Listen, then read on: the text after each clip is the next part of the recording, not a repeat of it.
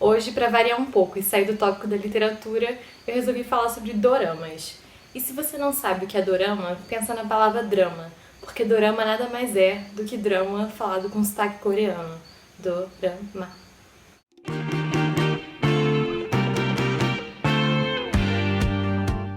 Eu gosto de dizer que os dramas coreanos são tipo novelas mexicanas, com alto orçamento e uma velocidade lenta. Isso porque tem todas as reviravoltas e os plots maquiavélicos, mas o ritmo é outro, porque aquele tempo é outro.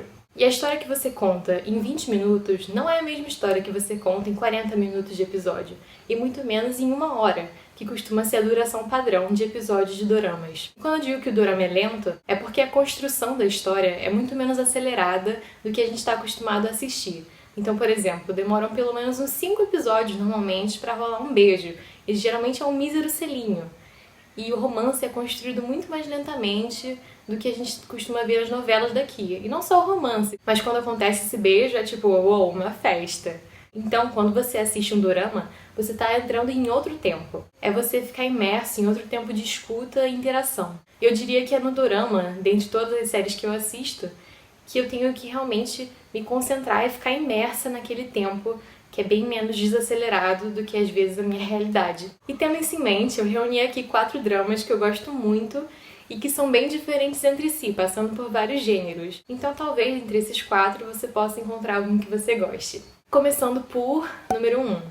Tudo bem não ser normal, ou It's Okay Not to Be Okay, em bom e claro inglês. Essa série tem um dos meus primeiros episódios favoritos de todas as séries que eu já assisti, porque ele mistura muitas linguagens. Ele apresenta animações, linguagens que eu não estou acostumada a ver em séries, muito menos em doramas.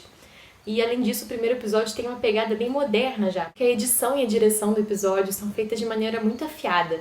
Então tem uns cortes sensacionais e é sequenciado de uma maneira muito precisa e interessante. Eu diria que talvez até inovadora dentro daquele meio.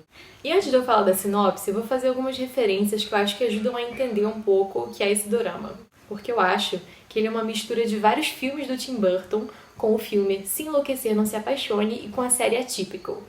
Então, com esses 3 elementos, talvez dê pra você entender um pouco já a pegada misteriosa e até mesmo macabra desse drama. Ele fala sobre 3 pessoas que se conheceram na infância e vivenciaram momentos traumáticos juntos. Agora eles estão adultos, anos mais tarde, e eles se reencontram, mas não necessariamente se reconhecem. Um deles virou um enfermeiro no hospital psiquiátrico, uma delas virou uma autora de livros infantis, apesar de ela não ser nada simpática com crianças, e o outro adora desenhar, mas ainda está se encontrando na vida e, além disso, ele tem um grande trauma com borboletas. Isso é muito importante para a história. E a história cruza o suspense com o humor de uma maneira maravilhosa, especialmente no início da série. Eu achei que lá pro meio eles acabaram perdendo um pouco o fio da meada, acabou ficando uma coisa clichê e romântica demais, sendo que ainda existia a parte tensa da série, e eles até pararam de fazer essa coisa de interlinguagens que eu tinha achado tão bacana. Talvez tenha acabado o orçamento, não sei. Mas mais pro final eles recuperaram esse fio e retomaram essas tensões, esse suspense tão grande que está envolto na névoa do enredo. As atuações são fenomenais, os personagens são muito cativantes e o enredo é bem interessante. Uma sinopse que eu acho que poderia ser interessante em qualquer forma de fazer série. Então, assim, super recomendo esse, ainda mais se você gosta de uma coisa mais misteriosa ou se você gosta de filmes do Tim Burton. E também gosta de uma pitada de humor, porque eu acho a protagonista muito engraçada, ainda mais ela imitando as corças.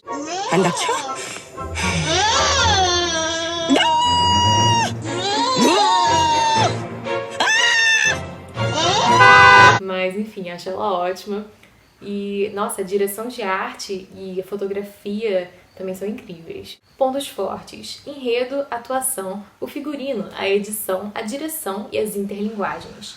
Pontos fracos: desvio do enredo, trilha sonora fraca e uso recorrente de flashbacks. Se você ainda não está muito familiarizado com esse mundo do dorama, já se prepare, porque o uso recorrente de flashbacks é o pecado capital de quase todos os doramas. Eles adoram botar flashback, tem pelo menos uns 3 em cada episódio. Não que isso seja único de doramas, porque várias séries vivem recorrendo a isso. Mas não precisa, o episódio tem 1 hora, a gente já viu aquilo há 20 minutos atrás, eu ainda lembro. Ou espero lembrar. E o segundo dorama é Age of Youth, ou Hello My Twenties, porque tem esses 2 nomes e eu sempre me confundo, mas ele tá na Netflix, assim como o primeiro. Esse já é um dorama bem diferente do anterior, porque ele tem um estilo bem mais leve e é mais pra comédia do que qualquer outra coisa, apesar de que tem uns momentos bem dramáticos também. Ele é um drama mais juvenil, ele acompanha a vida de um grupo de meninas universitárias que são colegas de quarto. Ou melhor, de casa, né? Porque elas dividem a casa. Mas enfim. E aí ele fala das dificuldades que elas têm em morar juntas e também das dificuldades que elas enfrentam nesse momento da vida, que é um momento entre adolescência e ser totalmente adulto, o momento da universidade, e que também é o momento em que eu me encontro, então eu pude me identificar bastante com as personagens. E, além das protagonistas serem mulheres, o que é muito raro nesse mundo de doramas, o foco também não é o romance. Sério, isso é muito raro. Apesar de que tem sim umas pitadinhas de romance aqui e ali, o foco é na amizade delas, na relação delas e na vida delas, e não em qualquer outro boy que faz que elas possam encontrar. E ainda assim, o dorama também trata de assuntos muito importantes, como a dificuldade de se relacionar com as pessoas, relacionamentos abusivos, sugar daddies, o emprego péssimo, aquele sentimento de ai meu Deus, eu nunca vou encontrar ninguém, e várias coisas. Então eles souberam abordar esses assuntos de uma perspectiva muito boa e muito única para esse mundo de dorama, que é essa perspectiva de mulheres jovens e universitárias. Então eu achei super legal, ele ressoou muito comigo e eu tenho certeza que ele pode ressoar muito mais gente também. Então se você se interessa por esse assunto, gosta de uma pegada mais jovem, universitária ou até mesmo colegial, esse pode ser o drama pra você. Pontos fortes, boa trilha sonora, personagens carismáticas, envolvimento do espectador com as personagens e enredo interessante. Pontos fracos. Primeiro episódio bem mais ou menos, mas o resto é ótimo. Desenvolvimento desequilibrado das personagens, porque tem umas que são bem mais desenvolvidas do que as outras. Teve uma segunda temporada desse programa, mas eles mudaram muita coisa, mudaram o elenco, e eu não achei que funcionou. Então eu vou recomendar só a primeira temporada. E se você tá com medo de assistir e depois ficar curioso pra ver o que acontece depois, fica tranquilo, porque a primeira temporada se sustenta sozinha. Inclusive, nem tava nos planos fazer uma segunda temporada, então eles realmente fecharam muito bem aquele enredo, não ficou nenhuma ponta solta ou nenhuma grave, então deu super pra assistir só ela e ficar tranquila. E acredito que você também vai ficar se assistir só ela.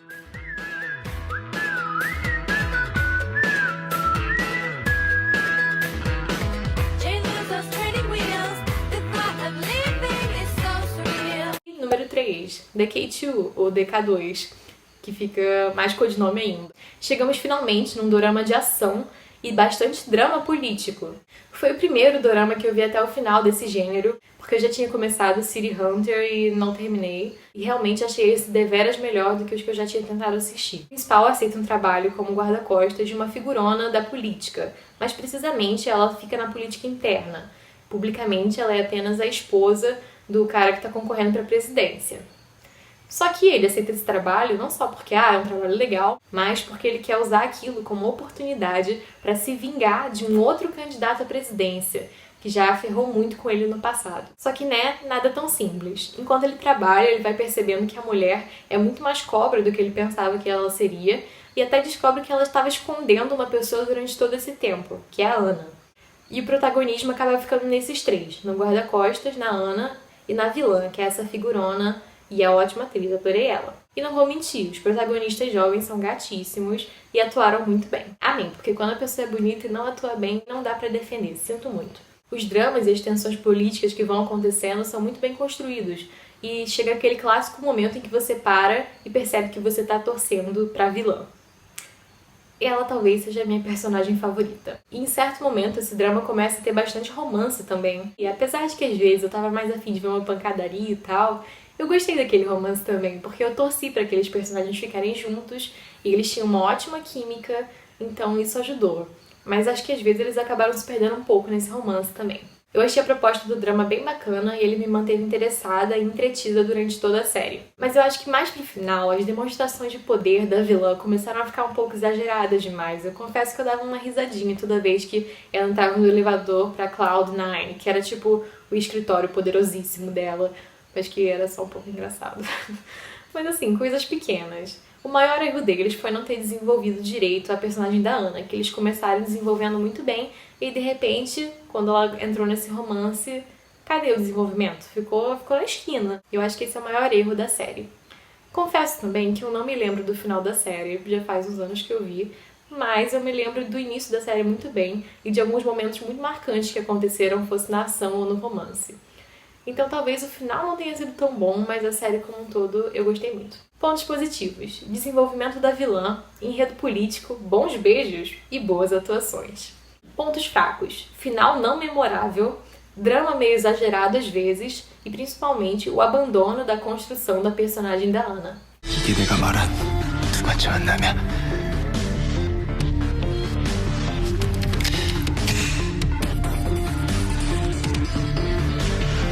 쏴.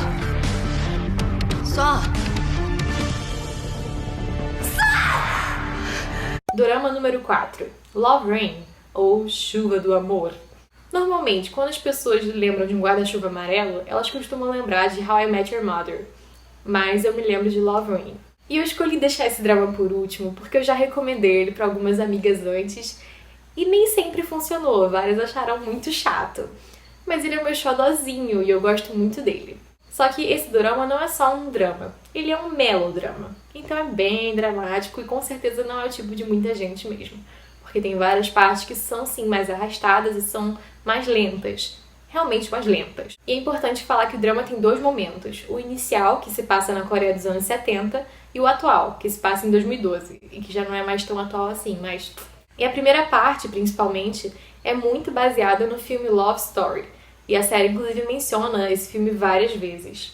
Então, se você curte Love Story, você provavelmente vai gostar muito desse drama. O que acontece é que nos anos 70 rola esse amor que não dá certo entre dois personagens, mas que é muito bonito. E aí, décadas mais tarde, os filhos desses personagens que se casaram com outras pessoas e tiveram vidas separadas se encontram sem saber da história dos pais, nada importante. Eles não são irmãos, tá? Quero deixar isso bem claro. Mas enfim, eles se encontram e aí começam a desenvolver essa possível história de romance. Os atores que fizeram os pais jovens também atuam como os filhos anos mais tarde. Eu achei muito boa a maneira como eles fizeram a química funcionar de dois modos super diferentes. Porque a química que eles tiveram com os personagens dos anos 70 não tem nada a ver com a química que eles tiveram em 2012. Apesar de que as duas eram ótimas químicas. Eles têm inclusive uma cena de beijo incrível. O maior problema, na verdade, é com os atores dos pais. Porque difícil relevar algumas cenas ali daquela mãe. E acho que é isso que eu vou falar disso. Muitas pessoas acham esse primeiro momento da série dos anos 70 muito chato, mas é o meu momento favorito. E eu acho que ele tem uma certa mágica que o segundo momento não conseguiu reproduzir tão bem. E além disso, eu achei muito interessante poder olhar para a Coreia do Sul dos anos 70 e ver como as coisas funcionavam, como era o dia a dia, como eram as músicas. E até mesmo ver os policiais medindo as saias das garotas para ver se elas estavam apropriadas para a lei. E sim, medindo mesmo, com régua e tudo. Então eu achei que foi um olhar bem interessante para essa realidade. Tendo isso dito, eu reconheço que a parte de 2012 é mais divertida. Não só porque os personagens são menos sérios, mas porque o ritmo é outro. O ritmo não é mais esse ritmo nostálgico do passado, é o ritmo do presente. Com o telefone tocando, o carro fazendo vrum vrum, meio frenético e tal. E o personagem principal é um fotógrafo super mulherengo e tem tudo a ver com o ator, que também é conhecido por ser um galinha. Então se você gosta de romances clássicos, esse é o drama perfeito para assistir num dia chuvoso, ou só num dia que você quer ficar quieto e imerso numa realidade muito longe da sua. Até hoje eu tenho algumas músicas desse drama na minha cabeça e eu usei inclusive uma delas como meu toque de celular por anos. Então assim, a música desse drama com certeza é muito boa. Apesar de que a música que aparece no final do episódio, depois de um tempo começa a encher o saco. Perdão, Tiffany. Pontos fortes: bons diálogos, trilha sonora marcante, fotografia bacana, o personagem Jun, que é o fotógrafo, é super charmoso, e também tem uma cena de beijão, que nem eu já falei antes. Pontos fracos: atuações questionáveis, mudança abrupta no roteiro, a música do fim de episódio e personagens secundários mal construídos. 괜찮나요?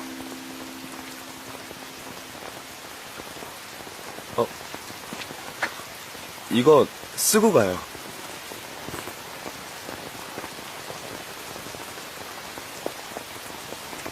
Então é isso, eu acho muito legal que a gente pense sobre essa maneira de construir uma história. Também que a gente pense sobre a diferença de um roteiro de 20 minutos, 40 minutos e 1 hora.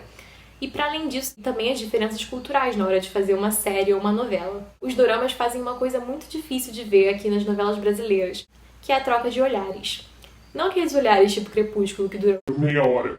Apesar de que às vezes também acontece isso. Mas olhares que duram, sei lá, uns 5 minutos, mas que funcionam muito bem.